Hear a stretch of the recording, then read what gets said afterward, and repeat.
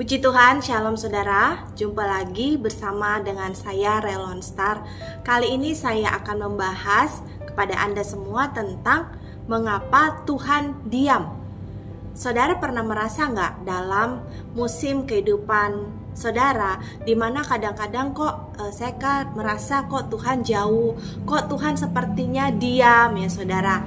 Nah, saat ini saya akan membaca di dalam Habakuk 1 ayat yang kedua mengatakan, berapa lama lagi ya Tuhan aku berteriak tetapi tidak kau dengar, aku berseru kepadamu penindasan tetapi tidak kau tolong. Nah saudara, mungkin yang dialami oleh Nabi Habakuk ini pernah kita alami juga ya saudara. Mungkin ketika Anda merasa sendiri, ketika Anda merasa kesepian, Anda merasa ketika ada masalah terjadi dan Anda merasa sepertinya Tuhan diam. Nah saudara, pernahkah Anda merasa seperti Tuhan diam?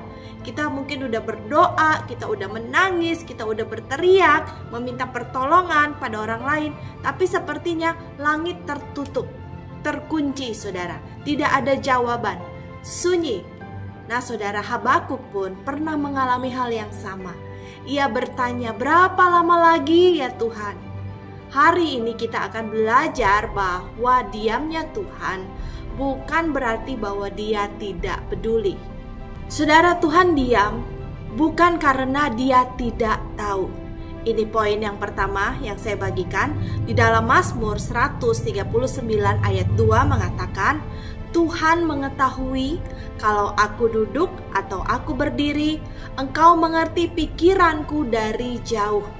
Saudara, ayat ini menjabarkan kepada kita bahwa Tuhan tuh tahu, bahkan kita duduk, bahkan kita berdiri, bahkan kita makan, Tuhan tahu semuanya ya saudara. Jadi jangan dipikir bahwa Tuhan gak tahu pergumulan kita. Tuhan tahu pergumulan Anda, bahkan sebelum kita mengucapkannya di dalam doa saudara. Tuhan tahu karena Dia Maha tahu. Tetapi ya saudara, tetap saja kadang Tuhan memilih diam. Kenapa? Karena kadang Dia ingin kita belajar mempercayai Tuhan bukan berdasarkan perasaan kita, tetapi berdasarkan iman. Tuhan ingin melatih iman kita saudara, supaya dalam masa-masa sepertinya kita merasa Tuhan diam, namun Tuhan sedang bekerja lebih besar daripada doamu saudara. Nah saudara, yang kedua, kenapa Tuhan sepertinya diam? Tuhan diam karena sedang bekerja. Di dalam Yohanes 11 ayat 6 dikatakan, ketika Lazarus sakit, ya saudara tahu peristiwa ini, Tuhan Yesus sengaja tinggal 2 hari lebih lama. Ya, kenapa? Bukan karena Dia tidak peduli. Lazarus memiliki saudara ya, Maria, saudara ini sangat dekat dengan Yesus. Tetapi Tuhan menahan tinggal 2 hari lagi lebih lama, bukan karena Tuhan tidak peduli, tapi karena Dia ingin kemuliaan Allah dinyatakan lebih besar saudara. Karena kalau Yesus tiba on time pada waktu itu, semua orang akan merasa biasa aja. Mujizat yang Tuhan lakukan itu biasa aja. Tapi karena Tuhan menahan 2 hari lagi, sehingga Lazarus udah keburu meninggal saudara, sehingga orang mengharap-harapkan sebuah pertolongan, sebuah mujizat. Demikian yang juga yang dialami oleh saudara Lazarus yang lainnya saudara. Dan ketika walaupun sepertinya kesannya terlambat 2 hari, namun mujizat itu datang juga. Pertolongan tersebut datang juga kepada Lazarus saudara. Nah, hal ini menguatkan iman kita bukan? Bahwa kalaupun Allah sepertinya menahan atau Allah sepertinya delay, Allah sepertinya terlambat, Allah sepertinya diam, tapi bukan seperti itu. Allah sedang bekerja di balik layar saudara. Nah saudara, Tuhan diam karena Dia sedang bekerja. Dia sedang merenda apa yang terbaik bagi diri Anda, dan itulah yang akan Tuhan berikan ya saudara.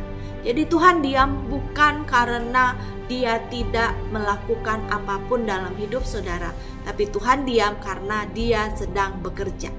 Yang ketiga saudara, Tuhan diam karena ada pelajaran yang ingin Dia sampaikan kepada kita. Di dalam Yesaya 30 ayat 15 dikatakan, dalam tinggal tenang dan percaya terletak kekuatanmu. Jadi saudara, kalau ada terjadi sesuatu dalam hidup saudara, mungkin kesehatan Anda kurang baik saat ini, tenang saudara, belajar tenang, coba dengarkan firman Tuhan atau khotbah-khotbah yang membangun iman Anda, sehingga pikiran-pikiran itu yang overthinking itu bisa Anda redam, dan iman Anda yang naik, sehingga Anda dapat mempercayai Allah. Tuhan diam karena ada pelajaran yang ingin Dia sampaikan kepada manusia. Apa itu ya saudara?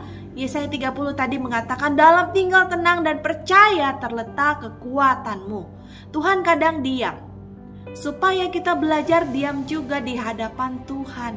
Supaya kita belajar, Tuhan tolong saya.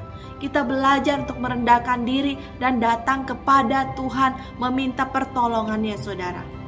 Dan lebih peka mendengar suara Tuhan. Berapa banyak saudara, di antara saudara Anda alami ketika Anda sakit, Anda menjadi lebih peka terhadap suara Tuhan. Namun ketika Anda sibuk, ketika Anda terlalu kuat saudara, Anda jadi kehilangan kepekaan terhadap suara Tuhan. Nah, bukan berarti Allah sengaja mengizinkan Anda ngalamin sakit supaya Anda peka terhadap suara Tuhan. Tidak, tetapi dalam keadaan Tuhan diam, Tuhan sedang memberikan pelajaran kepada Anda semua. Dalam keheningan, karakter kita itu ditempa saudara. Iman kita diperkuat. Dari hal tersebut kita belajar bahwa pengharapan kita hanya kepada Tuhan saja. Amin. Dan saudara, jangan takut saat Tuhan seolah-olah diam. Padahal Tuhan tuh gak pernah diam loh saudara. Tuhan bekerja even di balik layar.